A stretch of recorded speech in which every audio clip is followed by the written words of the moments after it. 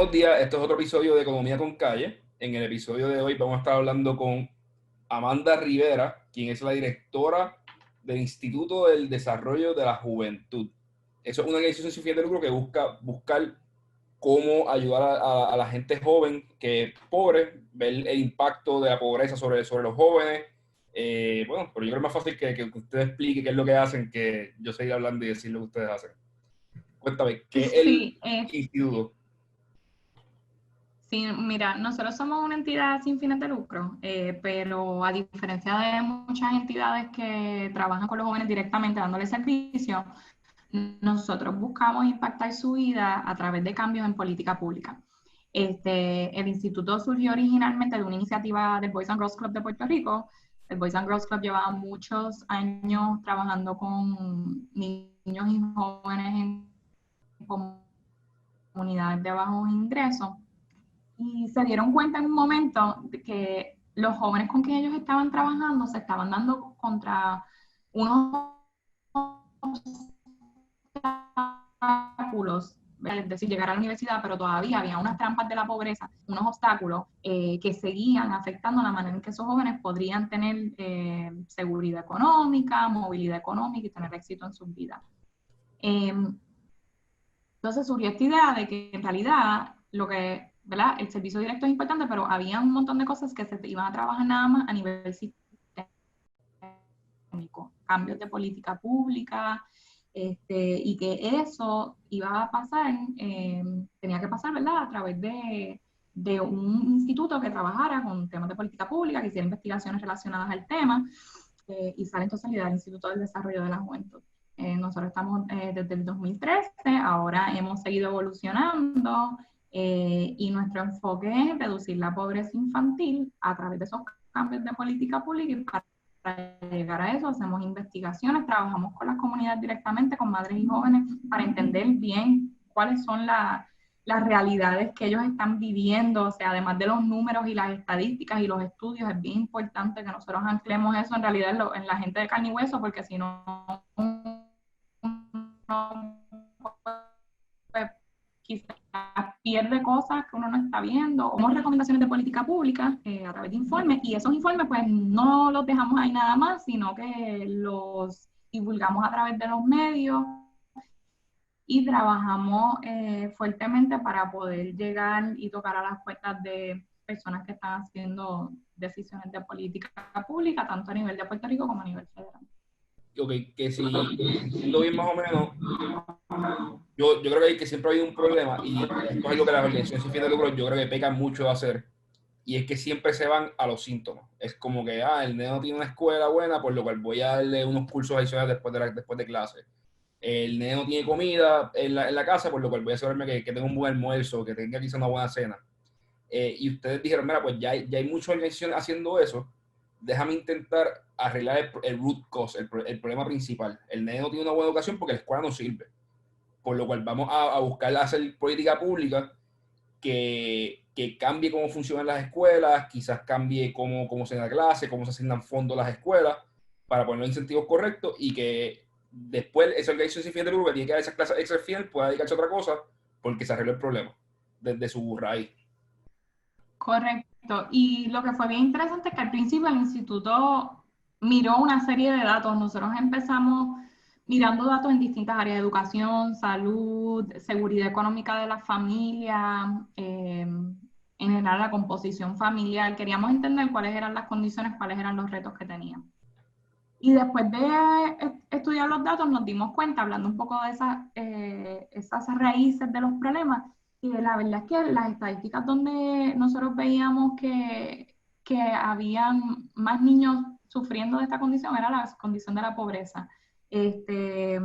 Cuando nosotros comparábamos a Puerto Rico con otras jurisdicciones, a veces en cuestiones de educación estábamos peor, sí, en algunas cosas como niñez temprana y acceso a, por ejemplo, a educación preescolar, estábamos igual o mejor que otras jurisdicciones. En cuestiones de salud estábamos más o menos comparables con algunas jurisdicciones, o estábamos más o menos en el medio, pero todo lo que era el ingreso de la familia, los niveles de pobreza, estábamos, o sea, no era ni comparable.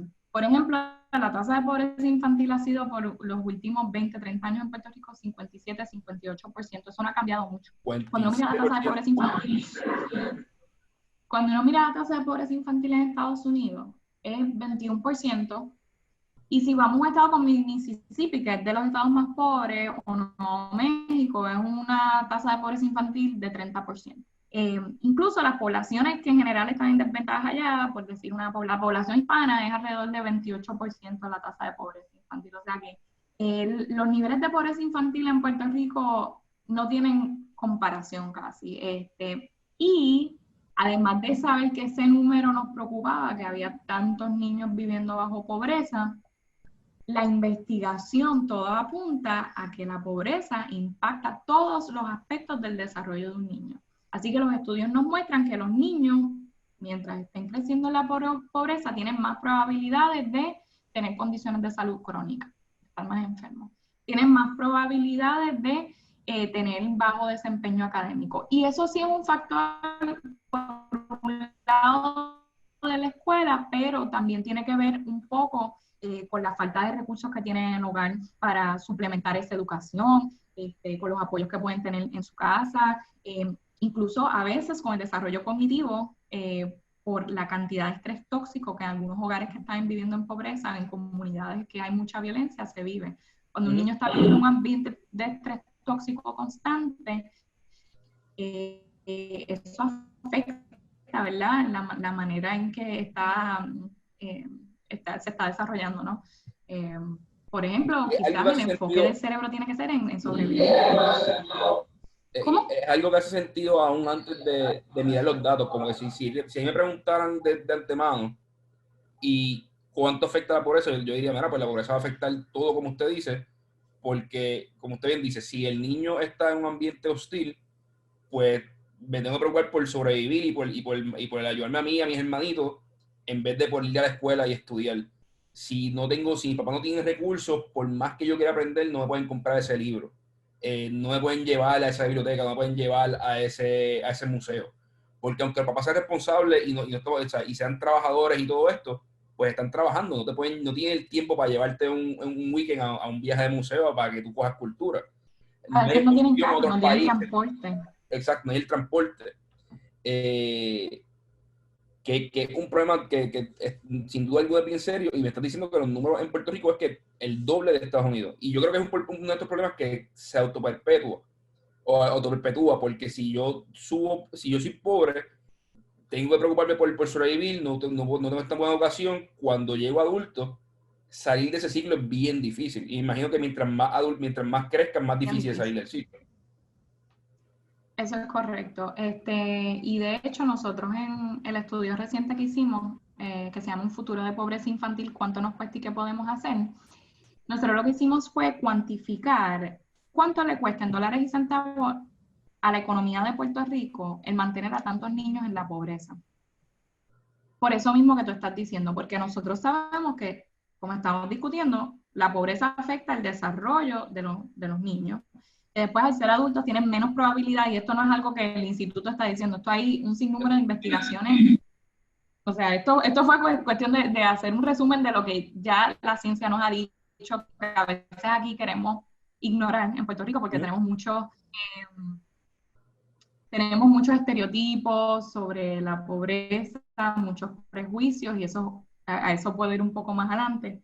Pero estos niños en su adultez tienen menos probabilidad de tener un empleo, tienen menos probabilidades de terminar la escuela o de tener un grado postsecundario.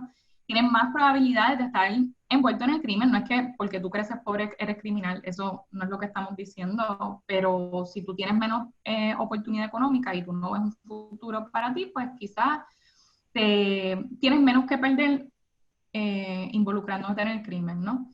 Pero también tienen más probabilidades de ser víctimas del crimen. Eso también tiene un costo a la sociedad.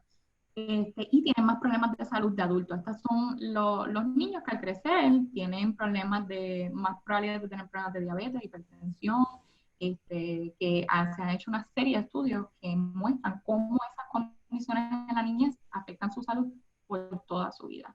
Entonces, nosotros lo que calculamos es que esa productividad perdida, esos costos del crimen y esos costos de salud le cuestan todos los años a Puerto Rico $4.400 millones a su economía. 4.4 billones de dólares.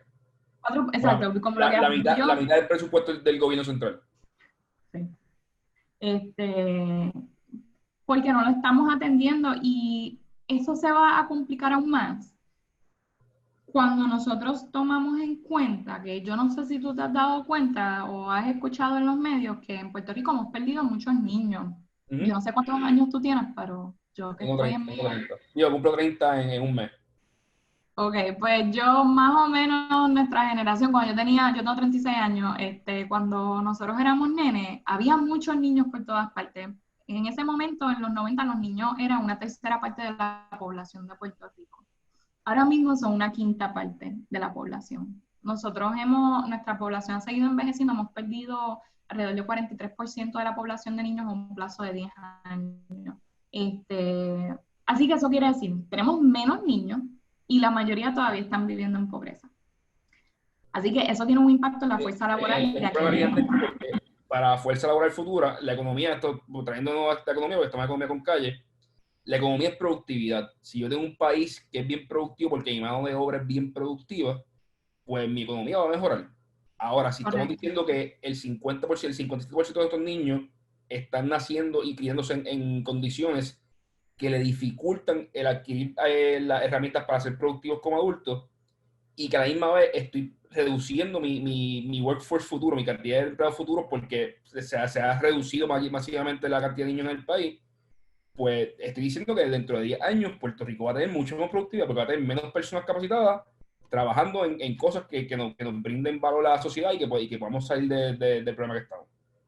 Sí, así que en ese sentido nosotros estamos planteando este tema de la pobreza infantil como un tema de desarrollo económico. Llevamos años diciendo esto, pero necesitábamos el estudio para mostrar en dólares y centavos cuánto era.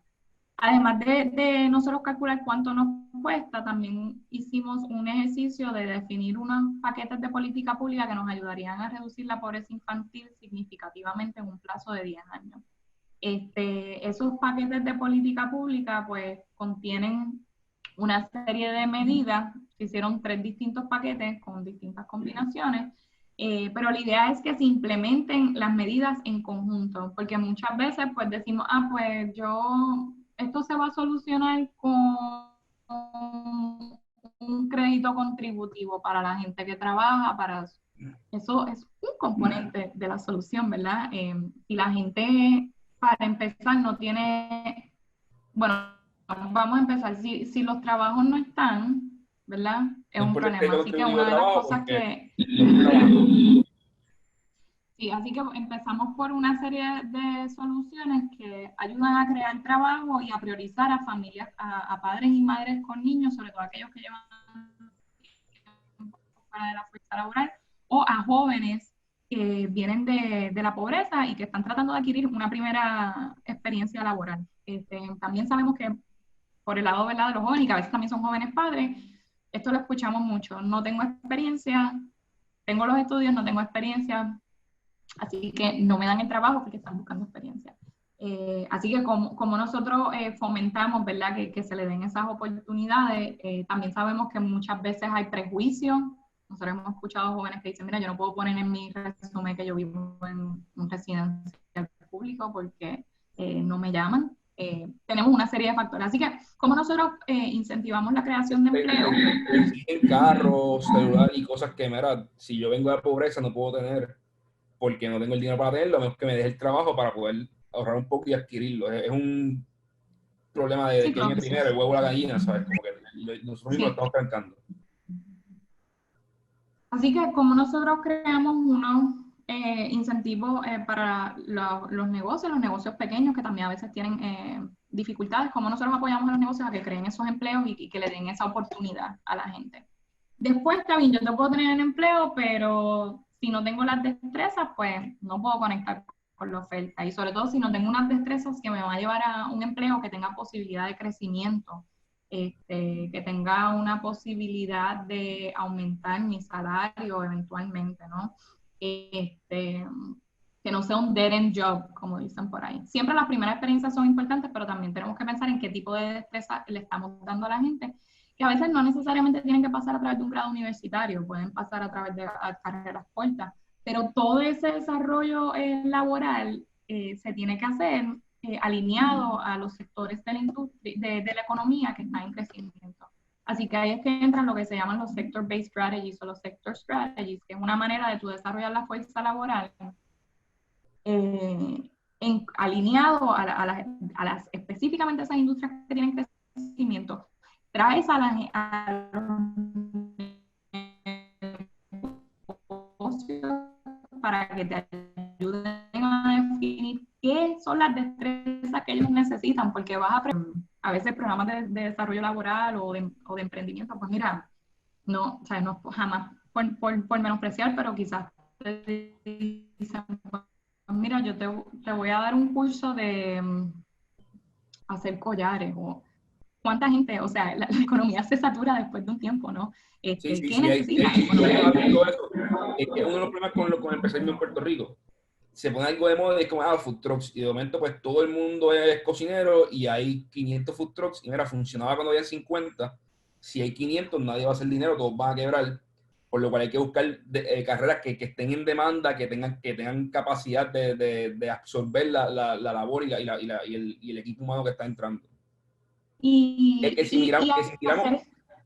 miramos las estadísticas ahora, y no sé las de Puerto Rico, pero al menos en Estados Unidos, la mayoría de estos son STEM, ¿sabes? Es ciencia, tecnología e ingeniería, lo cual me crea un problema grande porque son carreras bien especializadas, pero estos niños no tuvieron acceso a computadores desde tempranas edades, lo cual afecta el que cuando son adultos aprendan a programar y hagan estas cosas que son trabajos que están en demanda masiva, ¿sabes? Que sacan gente a trabajar bien y son clase media fija en Estados Unidos.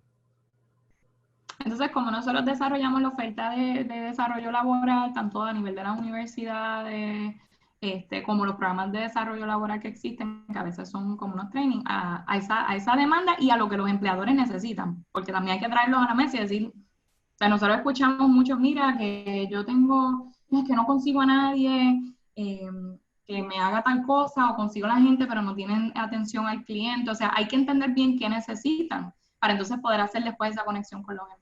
Ok, pues yo puedo tener el trabajo, las destrezas, pero quizás tengo unas barreras todavía para entrar a la fuerza laboral. Y eso le pasa mucho a madres de familia, que tiene que ver con la cuestión del cuidado. ¿Dónde van a estar mis hijos mientras yo trabajo? Y lamentablemente, en este país nos hemos recostado de las redes informales de apoyo. Mamá me lo cuida, la abuela, la tía, pero eso no siempre funciona y no podemos ponerle esa carga a las familias en nuestras redes. Y no es permanente. Yo conseguí un trabajo que sea full time o que tenga algunos rotativos y no tener un sitio fijo que pueda dejar el bebé o el niño, me crea un problema porque nunca voy a poder conseguir un trabajo que me permita salir del hoyo. ¿Sabes? Nunca voy a poder coger un trabajo que me requiera quizás dar un poquito de overtime porque mi mamá no puede cuidarlo todo el tiempo. Exacto. Entonces, ahí tenemos que mirar la cuestión de los cuidos, que hay unos programas que ya existen, pero no para la demanda que hay para eso, entendemos que la oferta no está. Y también qué pasa con los niños después de la escuela. Así que esos programas de after school, de horario extendido, que en un momento había más programas a nivel de las escuelas públicas y eso ya no se ve tanto. Y la otra barrera, bueno, tiene que ver con salud mental a veces, porque hay personas que tienen problemas de salud mental que presentan barreras, pero también a veces tienen cuestiones de transporte, como dije, y tienes a personas, sobre todo madres, que quizás llevan ya años fuera de la fuerza laboral y volver a engranar necesitan un apoyo adicional. Así que como nosotros trabajamos con las dos generaciones, o sea, básicamente lo que nosotros estamos planteando es que para tú atender el problema de pobreza infantil, no puedes esperar a 10 años a que el niño ya pasó por esos 18 años de pobreza para tú tratar de enderezar la cosa. Tienes que, o sea, y a eso a lo que me refiero es que muchas veces decimos, pues si los educas bien, ellos van a salir de la pobreza, pero no es tan sencillo. Porque mientras ellos están desarrollándose en ese crecimiento, una condición de pobreza, la situación se sigue complicando. Así que hay que trabajar en realidad por los papás y las mamás, ¿verdad? Para sacarlos a las familias de la pobreza mientras los niños son niños. Y también pues, tenemos que ver a los jóvenes en esa transición a su adultez, que son como los dos focos, ¿no? Una pregunta, y esto es algo que yo había visto, pero nunca encontré otra cosa una vez, pero no los he vuelto a encontrar de una fuente confiable. Yo había visto que los cupones, SNAP principalmente, el PAN y WIC, en Puerto Rico se pierden cuando tú estás ganando ya como $6,000, $7,000 al año, mientras que en los estados es 18, 16, por lo cual yo puedo trabajar un trabajo full time a 7.25 la hora y como quiera recibir ciertos beneficios, mientras que en Puerto Rico la vez que trabajo 20 horas a la semana los perdí por completo. Eso es así. Sí, sí, eso nos lleva al último tipo de políticas públicas y voy a hablar específicamente de ese tema, que eso se le llama el benefits cliff en inglés o la caída de beneficios, la caída abrupta. El trabajo tiene que pagar. Así que hay distintas maneras de atender eso. Algunos son créditos contributivos por trabajo, que recientemente en Puerto Rico se implementó el crédito de vengado por trabajo, que ahora los trabajadores de bajos ingresos pueden recibir cuando ellos rinden planilla un crédito, ¿verdad? Por su trabajo, que a veces son miles de dólares, van a ser $1,000, $2,000, depende cuánto hayan ganado, depende de su composición familiar. Eso ayuda, ¿verdad? Porque ahí está recobrando un poco. Algo. Pero lo veo dentro de un Exacto. año, por lo cual, y a veces el in-between es el que me está matando. Yo tengo que poner comida en la mesa todos los días, no de aquí a un año. Sí, entonces eso es una manera y han tenido mucho éxito los créditos. La verdad es que en Puerto Rico nunca ha habido, o sea, este crédito de vengado por el trabajo se hizo hace unos años, se quitó y era bien poquito lo que sea. Esta es la primera vez que estamos viendo esta política y hay que observar y ver cuál va a ser el efecto porque la verdad es que mucha gente no sabe de ese crédito. Pero bueno, eso es una cosa. Entonces está el tema de los beneficios. Nosotros en el instituto estamos haciendo un estudio específicamente de eso, así que en el estudio que sacamos del costo de la pobreza infantil y las soluciones, no apuntamos mucho porque estamos dedicando un trabajo a ese tema específico, porque ciertamente los renglones de ingreso varían mucho. Algunos programas como el PAN, sí, en un momento, ahora ha cambiado un poco desde que entró el dinero de emergencia después del huracán y ahora eso se va a seguir extendiendo con el dinero de emergencia que va a entrar el COVID. Están aumentando los thresholds, ¿no? En los que la gente puede cualificar para los beneficios. Pero también hay unos a nivel de vivienda. O sea, es un poco complicado uno entender dónde es que están esas transiciones, porque también depende mucho de la composición familiar. Y sí, en programas como el PAN se han hecho ajustes en política pública ya hace unos años, que no es que te lo cortan inmediatamente, a veces tienes hasta un año para seguir con esos beneficios. Cuando nosotros empezamos a estudiar eso, pensamos que quizás hay una cuestión de divulgar la información correcta, o sea, que quizás no se le está dando la información correcta a la gente, pero tenemos que, o sea, estamos en ese proceso de analizar dónde exactamente es que la gente, o sea, la gente empieza a perder beneficio, no nada más del PAN, porque del PAN hemos escuchado, pero sí hemos escuchado mucho de la cuestión de vivienda. Que yo pierdo vivienda y de momento tengo que pagar 500, $600 de renta en un sitio normal y es un cantazo gigantesco.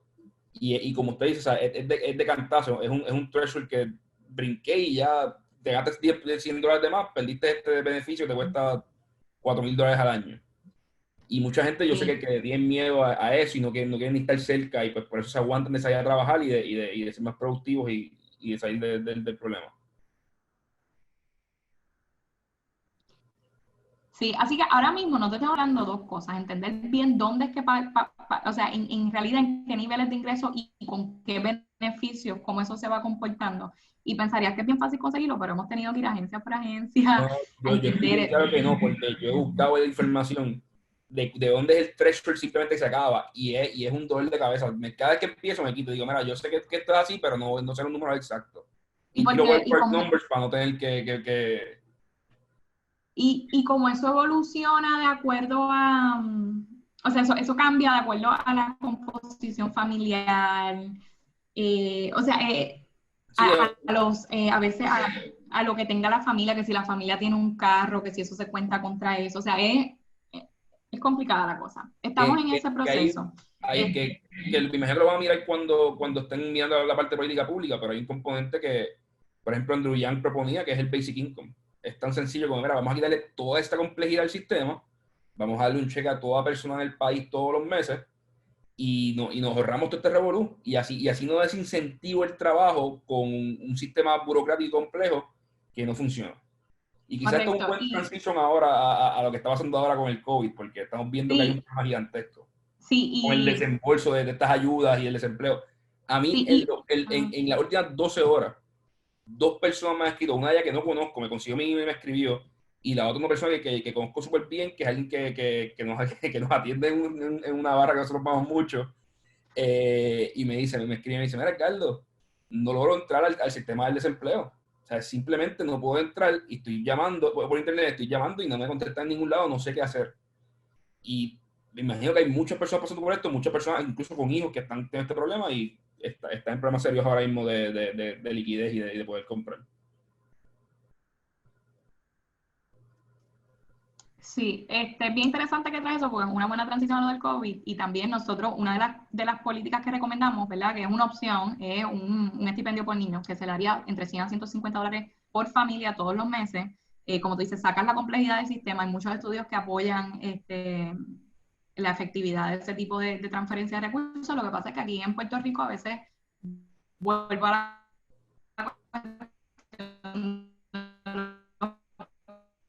prejuicio a la gente, porque pensamos que la gente no lo va a gastar efectivamente, y la verdad es que la ciencia, los estudios, eso lo que ha demostrado es que eso no es verdad.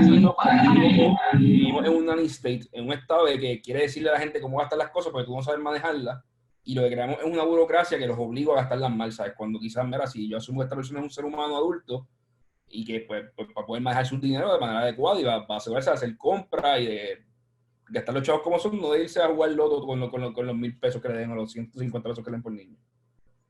Y una cosa que nosotros sabemos es que la gente siempre quiere lo mejor para sus hijos. Por más que siempre hay casos, ¿verdad?, que pueden pasar cosas, pero en general la gente quiere lo mejor para sus hijos. O sea, para esos casos de gente irresponsable, siempre está el departamento de familia para ellos, ¿sabes? No. Y a veces la gente está haciendo lo mejor que puede dentro de sus circunstancias. Incluso en casos del departamento de familia, a veces vemos casos de negligencia que en realidad no son más nada que casos de pobreza extrema en una familia, o situaciones de estrés causadas por la misma pobreza, pero eso es otro tema. Pero la gente quiere lo mejor para los hijos, tienen sueños para sus hijos, tienen aspiraciones, como, o sea, no importa en qué clase social, eso es como algo universal, ¿no? El amor que uno tiene por los hijos, eso es algo universal. Bueno, ese tema ahora con el COVID, una de las maneras que se van a impactar más los niños es a través de la seguridad económica de sus padres.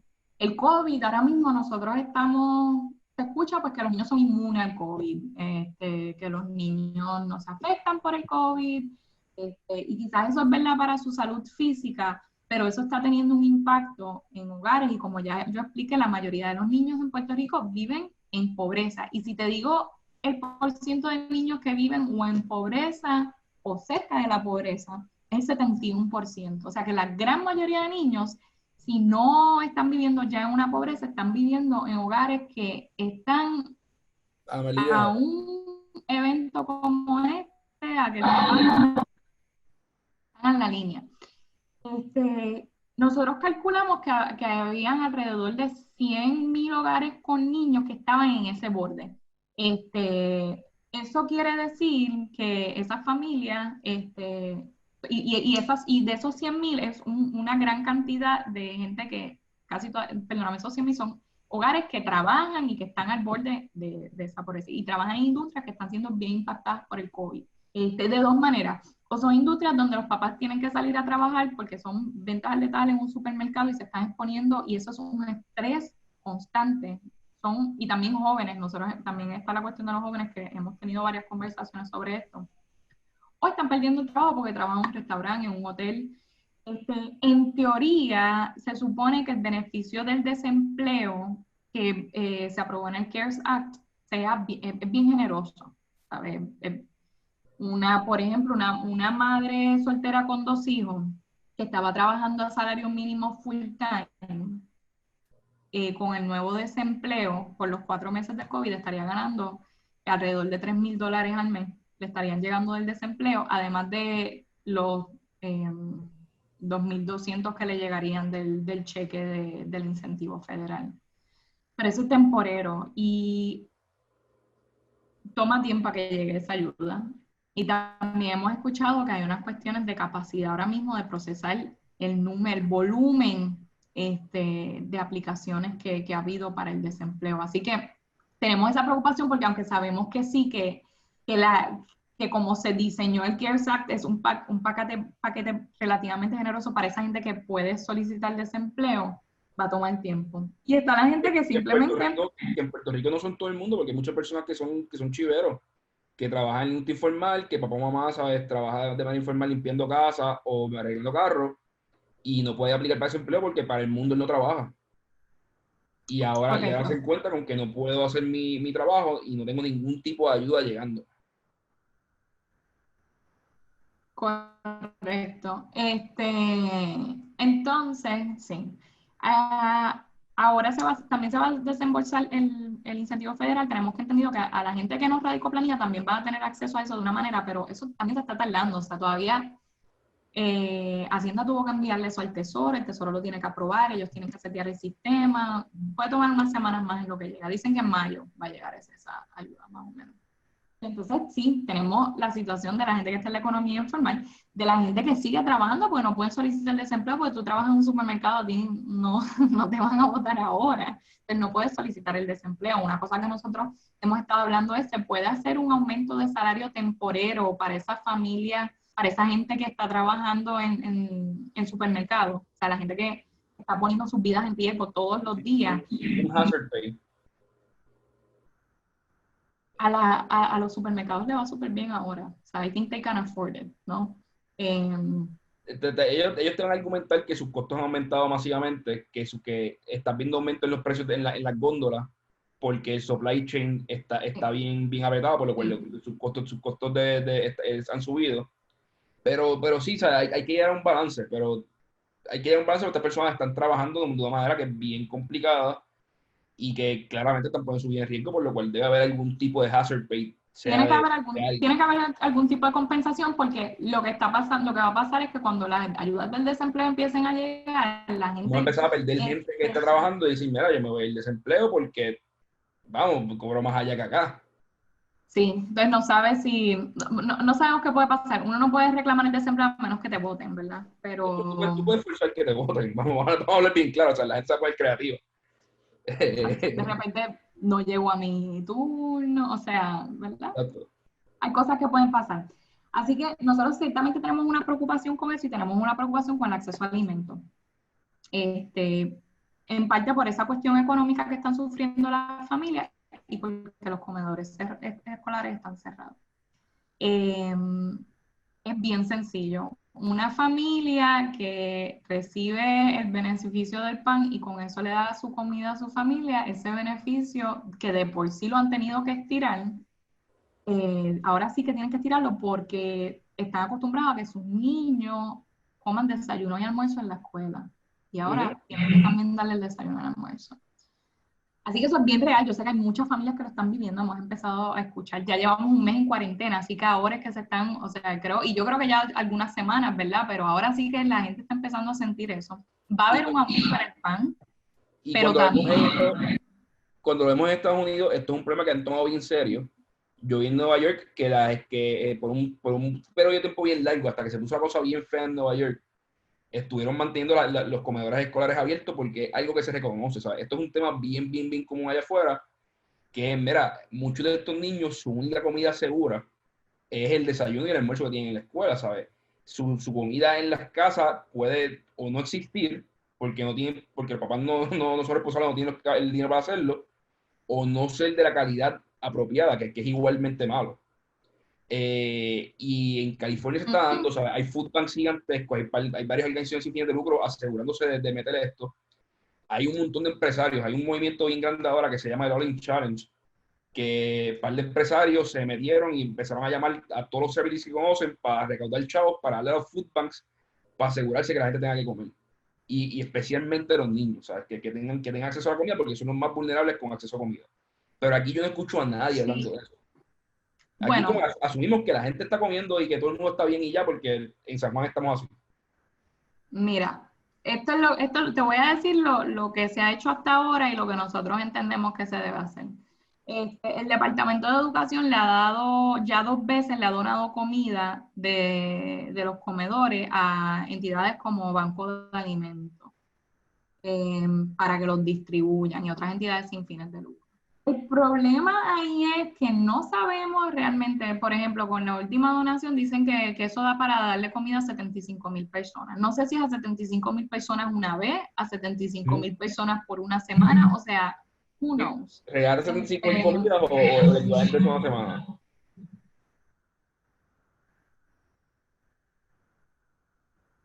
Te perdí. Sí, sí, no, era simplemente no, que lo que usted dice, que no sabemos si regalaste 75,000 comidas o si regalaste eso por 3 por una semana, ¿sabes? Que serían millones de comidas. Cuando, Y, ajá, no, y lo que iba a plantear es que tampoco tenemos garantía que eso está yendo a familias con niños, que esa comida se supone que sea para los niños, ¿no? Y no todo el mundo tiene necesidad, ¿verdad? Tenemos un problema con los viejos bien grande también. Pero en teoría esa comida es para eso, es para esas familias, entonces no la estás distribuyendo eficientemente como se supone. Hay una solución que algunos estados han estado solicitando, que es, se le pide flexibilidad al Departamento de Agricultura para que te deje usar esos recursos, porque también o sea, hay recursos extra para los programas de nutrición de los niños ahora que van a través del CARES Act. Que los dejen utilizar esos fondos y ponerlos directamente en las tarjetas del PAN, por ejemplo, de la gente. De manera que tú te ahorras la logística y la gente nada más le da el equivalente de ese dinero, que creo que en algunos estados ha sido alrededor de, creo que $100 y pico extra. Entonces, ahí pues hace estirar el peso. Eso es una solución, pero eso se tiene que todavía, para empezar, tiene que salir del Departamento de Educación y del Departamento de la Familia, hacer esa solicitud a Agricultura. Hemos escuchado que quizás se tiene que incluso hacer un arreglo a nivel del Congreso para que a Puerto Rico se le permita hacer eso como los estados, pues sabemos cómo es la cosa, que no podemos hacer todo lo que los estados pueden. Esa es una solución, pero esa solución, again, va a tomar tiempo.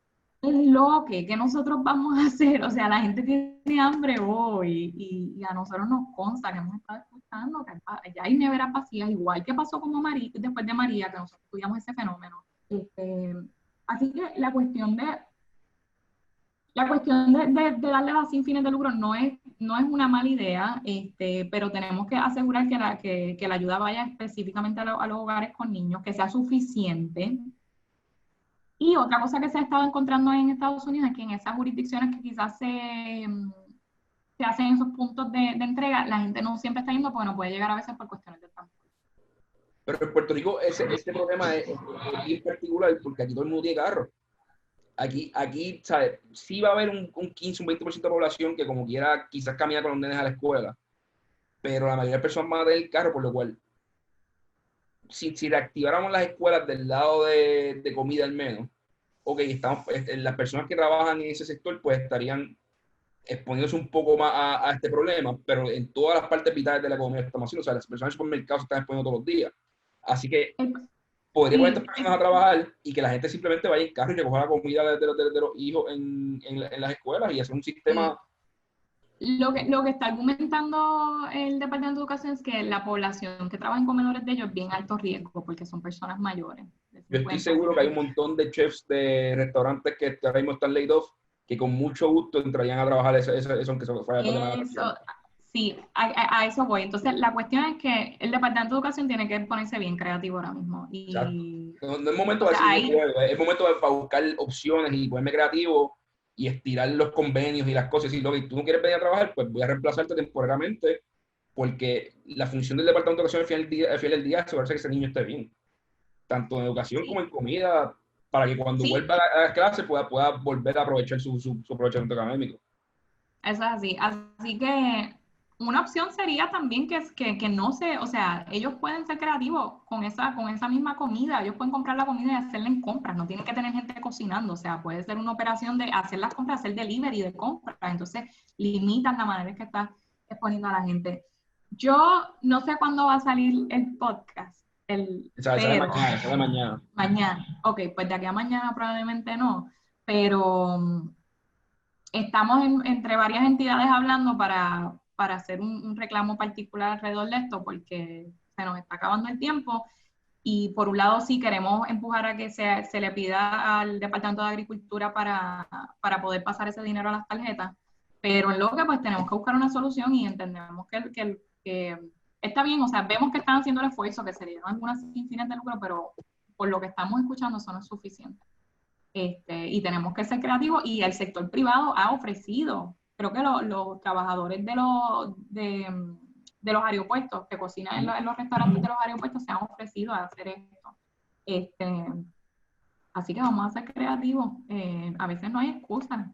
No hay excusa para En estos momentos no hay excusa, ¿sabes? Son niños, no hay de otra que ayudarlos porque es el futuro del país. Sin ellos se nos va el país.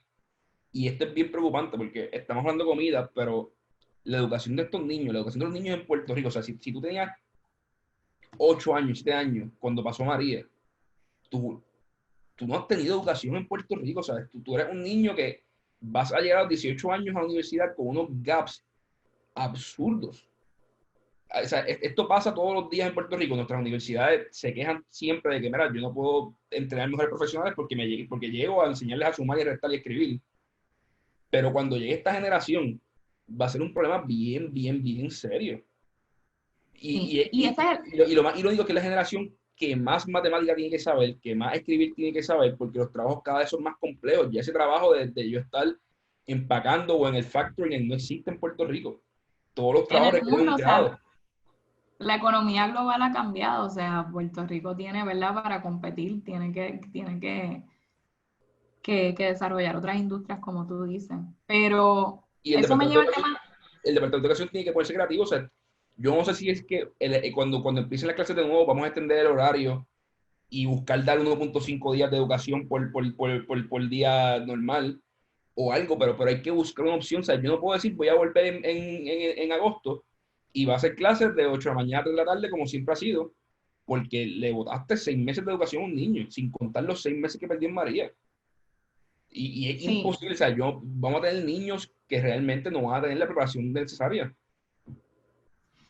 Entonces, eso nos lleva al tercer punto, que es el acceso a la educación a distancia. Ahora mismo, el departamento ha puesto módulos online, pero la mayoría de los niños que viven en la pobreza, el 54% no tienen acceso a una computadora en su casa. También el acceso al internet, casi una cuarta parte no tiene acceso a internet. Así que en muchos casos lo que se está haciendo es que los papás, las mamás sobre todo, están trabajando con eso en los celulares. Y eso no esas lecciones, esos módulos no son mobile friendly. Y si tienes más de un hijo y lo que tienes es un celular y tienes el estrés de que quizás perdiste el trabajo y estás metido en la casa todo el día con los niños tratando de darle las benditas lecciones, eso es un problema. ¿Qué pasa? Educación, y no voy a entrar en educación, tuvo acceso a un dinero para pedir tablets y tratar de bregar con esta cuestión de la brecha digital, que es bien real. Aparentemente esos materiales van a llegar ahora en verano, pero ya perdieron el semestre. Me gusta tu optimismo de que van a llegar en verano. Tenemos que tomar... ¿Ah? Me gusta tu optimismo de que van a llegar en verano.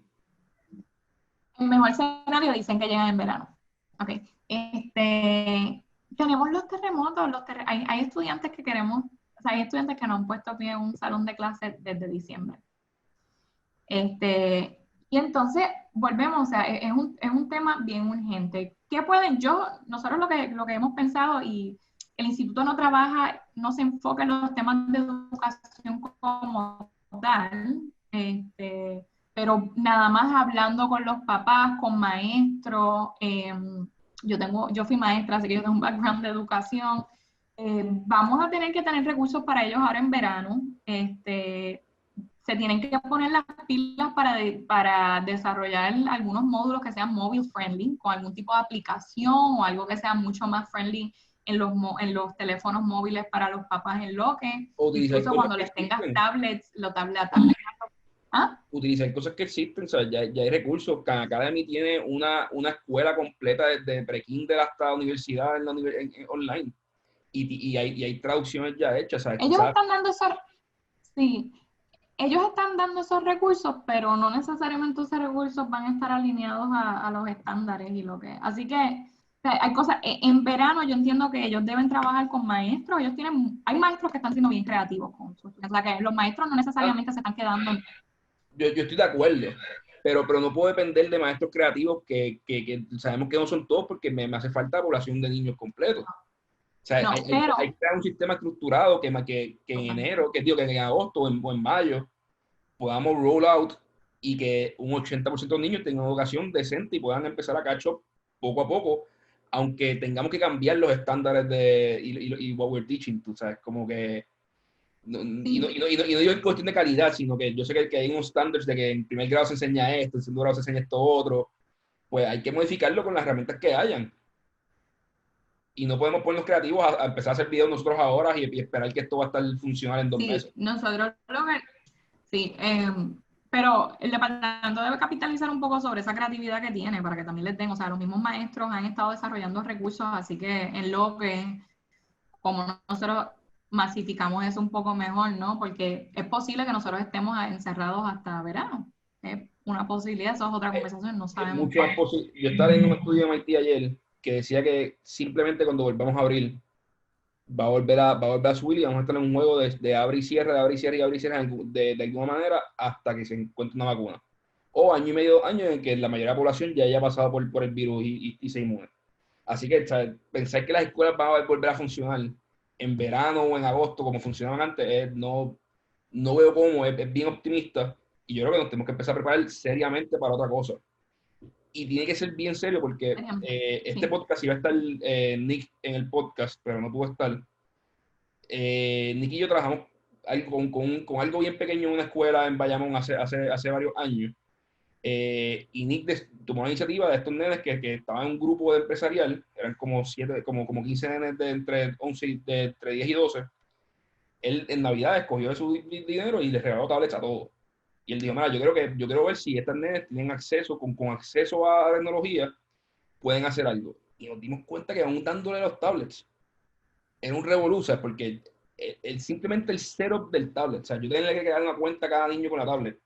Para 15 niños nos tomó un montón de tiempo. O sea, para cientos de miles esto va a ser un revolú y tú no le puedes dar la tablet vacía porque o sea, tienes que instalarle algo para que haya algún tipo de control, para poder monitorear, porque si no la pueden coger y vender la mañana y perdiste todo el recurso, ¿sabes? Como que, y la logística de eso nada más va a tomar semanas o meses. No es algo que tú te llegó una tablet y viniste aquí y la regalaste como si fueran los juguetes de Navidades que ven y vete la línea y yo te la doy. O sea, No, es algo bien complejo. Después nos dimos cuenta de lo que usted dijo del acceso a Internet. La escuela en la que los niños están no tiene Internet. Había Internet en la biblioteca del frente, pero la biblioteca, después de las 3 de la tarde, no podían entrar los niños sin adultos. Y era como que, what the hell? O sea, la biblioteca que está al frente de la escuela no permite que los niños entren sin adultos fuera del tiempo escolar. Así que la biblioteca simplemente no permite que niños entren y utilicen Internet. Y nos empezamos a encontrar con estas cosas que los niños, literalmente, para poder utilizar la tablet, para usar Khan Academy y aprender matemáticas, tenían que brincar hoops y acabar en un McDonald's o acabar en un coffee shop y hablar con el dueño de regalar un espacito un par de veces. Y era un revolú, ¿sabes? Yo no creo que estemos pensando a nivel nacional de la manera estratégica que tenemos que estar pensando para solucionar esto y me preocupa mucho porque el impacto económico va a ser bien grande dentro de 3 años. el impacto económico va a ser grande y yo creo que lo que te estás diciendo es un ejemplo perfecto de la falta de oportunidades que les presenta la pobreza a la mayoría de los niños en este país, o falta de oportunidad hoy para educarse, y cuando este tipo de desastre ocurre, porque esto es un desastre, no es natural, pero es un desastre, son los más afectados, porque ahora mismo a mí me consta que los colegios están dando clases online. O sea, los colegios, los niños están yendo en sus computadoras, tienen el maestro, sigue la clase y siguió su educación. Así que también se sigue aumentando esa brecha, esa desigualdad que tenemos en este país. Y la verdad es que es una desigualdad real. O sea, es una desigualdad real. yo tuve el privilegio de estudiar en colegio toda mi vida, pero cuando llegué a la UPI, o sea, yo estudié en colegios que todo el mundo considera middle tier, en medio del de esto. Y cuando llegué a la UPI, pero me di cuenta, yo entré a naturales, que solamente habían 2 personas que eran de escuela pública en el programa de inversión, que era el programa de preparación a entre naturales, y dentro en mi grupo de 30, o sea, de 30 personas que habían 2 que eran de escuela pública, y una era de Cron y la otra de UHS, así que realmente no eran de escuela pública. Y dentro de un grupo de como 150 personas que había, quizás 5 eran de escuela pública. Y la brecha era gigantesca, ¿sabes? Y ahora estamos simplemente expandiendo esto. Hasta que nosotros no entendamos que, y suena clichoso, porque en todas las elecciones los niños son el futuro, pero vamos a hacer que esas palabras valgan. La mayoría de los niños en Puerto Rico siguen viviendo bajo la pobreza, no la atendemos, y ya es hora de que esto se le dé prioridad. Así que parte de lo que nosotros estamos haciendo. Dentro de lo que ustedes están haciendo policy y presentándolo, ¿quién les está haciendo caso y quién le incorpora un plan de trabajo del gobierno? O sea, ¿qué político tú puedes decir que, mira, y están haciendo un buen trabajo y nos han hecho caso al menos hasta ahora? Sí, pues mira, nosotros como parte de este estudio, nosotros lo sacamos en año de elecciones por alguna razón, ¿verdad? Y Claro. le hemos pedido reunión a todos los candidatos a la gobernación. Nos hemos reunido con el equipo de Pierluisi, con Jennifer González, con Batia, con Aníbal, nos reunimos con Dalmau y el representante también que va a estar corriendo para la comisaría del Partido Independentista. Nos reunimos con Charlie Delgado. Todavía estamos, ¿verdad? Por la cuestión del coronavirus se reprogramó la reunión con Yulín, estamos esperando reunión con el equipo de ella, también con Victoria Ciudadana y con Proyecto Dignidad, que creo que recientemente fue que conseguimos el contacto, pero nuestra meta es reunirnos con todo el mundo. Con todos los que nos hemos reunido le vamos a estar pidiendo que firmen un endoso o un pledge, ¿no? De que esto va a ser algo para sus campañas, porque también podemos tener las reuniones, pero queremos que sea público el compromiso. Ahora mismo, Pierluisi habló públicamente de esto, y Jennifer González. En el caso de González, pues nosotros estamos bien activos en el Congreso, así que ella en ese sentido siempre ha estado bien pendiente al asunto, ¿verdad? Nosotros no le hacemos campaña política a nadie, nosotros Pero hay que decir quién está respondiendo a este yendo porque es un problema serio. Si quieren que hablen de ellos, pues que se reúnan y proactivamente cabildeen a favor de esto también, como todo el mundo. Con toda esa gente que te dije que nos hemos reunido, la recepción.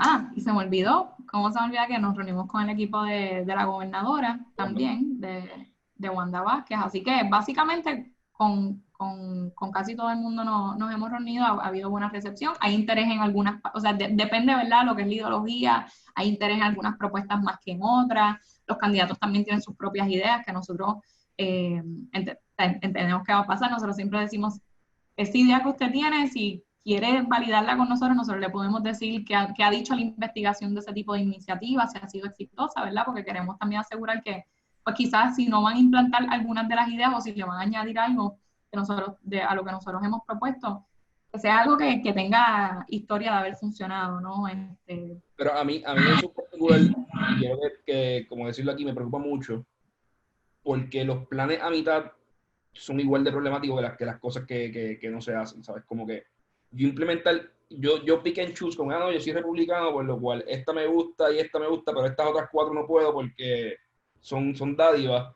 Pues mira, pues no estás resolviendo el problema, o sea, estás creando otros problemas nuevos. No sé cuáles van a ser porque todavía no lo he implementado, pero las soluciones son holísticas, tienen que ir completos, no es solamente atender una parte del problema.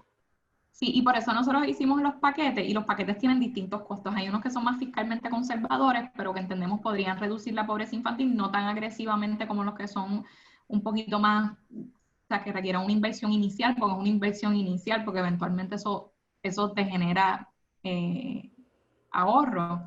Hay algunos que son más conservadores que otros, por ejemplo, el estipendio de mensual, pues, que hablamos, eso va a tener un costo más alto.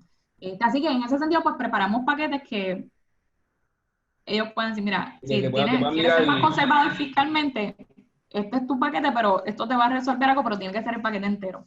Exacto. Este, No, y aclararlo, con eso yo soy relativamente conservador fiscalmente, a mí que el gobierno gaste mucho no me tiende a agradar. Pero precisamente cojan el paquete que si van a decir, mira, pues voy a ser conservador, pues voy a coger el paquete completo y voy a pasar completo. No que de ese paquete conservador de momento digan, no, pues esta me gusta, esta no, mira, vamos a ver que la gente que hizo el research y que se dedica a hacer esto de por vida, nos diga qué hacer. O sea, yo no sé yo no sé de educación como ustedes saben de educación ni de pobreza, por lo cual, si ustedes me dicen, mira, 1, 2, 3 es lo que hay que hacer, pues 1, 2, 3 es lo que hay que hacer, vamos a hacer caso. Es un tema demasiado serio para yo estar politiqueando con eso a todo el mundo, ¿sabes? Como que pues son todos los candidatos. sí, y yo creo que otra cosa que nosotros le hemos planteado, hemos discutido es que por un lado, o sea, el problema tiene varias caras esto. Este es el problema de pobreza infantil que, tiene que presenta un reto a la economía, pero este es el problema del día a día de la mayoría de la gente con niños en este país y nosotros no hemos logrado articular cómo hablarle a esa gente. Como dije, 71% de los niños en Puerto Rico, si no están viviendo en la pobreza, están viviendo cerca de ella. Eso a mí me dice que la mayoría de los hogares en Puerto Rico están en un struggle económico constante. Así que también nosotros como ciudadanos, como papás, mamás, que estamos a veces en esa brega constante, nos toca también hablar de eso. A veces en Puerto Rico somos un poco orgullosos en cierto sentido y no queremos reconocer ¿verdad? Todo está difícil la cosa. Cuando estamos en una lucha constante, pero es la responsabilidad. Sí, hay una cuestión de responsabilidad individual, pero también le toca al gobierno hacer de su parte para asegurar que tengan apoyo, que tengan las herramientas, los trabajos para poder tener una movilidad económica. Al final del día, por eso mucha gente con niños se va y esto es todo un ciclo, por eso también hemos visto tanta familia joven que se va del país porque piensan que no tienen oportunidad aquí. Así que es una cuestión que sí que tiene una parte económica a largo plazo, pero le toca a la gente en el día a día. Y yo estoy segura que hay gente que está escuchando esto y dice, sí, esa es mi realidad. Tengo que escoger entre una cosa y la otra. Es que yo creo que todo el mundo conoce familias que son así, ¿sabes? Tiene amigos que están en esas, compañeros que están ahí. ¿Sabes? Esto no es de un pedazo de Puerto Rico y otro no, ¿sabes? Esto todo el mundo lo vive de alguna manera u otra. Eso es así. Yo creo que este podcast ha sido bien bueno. Hace falta hablar más de pobreza, yo creo que es un tema bien serio. Tenemos que poder educar y sacar de la pobreza a nuestros niños, porque si no el país va a seguir siendo pobre y nosotros vamos a ser envejecientes sin servicios y sin nada que nos ayude. Así que bueno, espero volver a hablar pronto y cuando tengas otro estudio me avisas y hacemos otro podcast y lo sacamos. ¿Los estudios están públicos en algún sitio que la gente pueda entrar a verlos? O... Sí, sí, gracias. Tenemos el website que se llama cuantonoscuesta.com. Ahí está todo lo que son los estudios y la información del costo de la pobreza. Y el website del Instituto juventudpr.org. Ahí hay las otras estadísticas, otros estudios que hemos hecho alrededor del presupuesto, alrededor del huracán María, o sea, de otro trabajo que hemos hecho.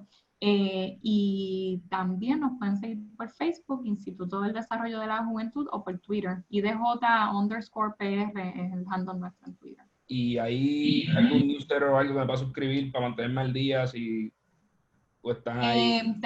Es social media. Yo creo que Facebook y Twitter son las mejores maneras y entiendo que en el website de Juventud PR te puedes apuntar en un listserv para que lleguen comunicaciones. Perfecto. Pues gracias, Amanda. Esto fue Como en Gracias. Calle. Recuerden suscribirse en Spotify, en Apple Music o donde prefieran escuchar podcast. Nos vemos pronto. Adiós.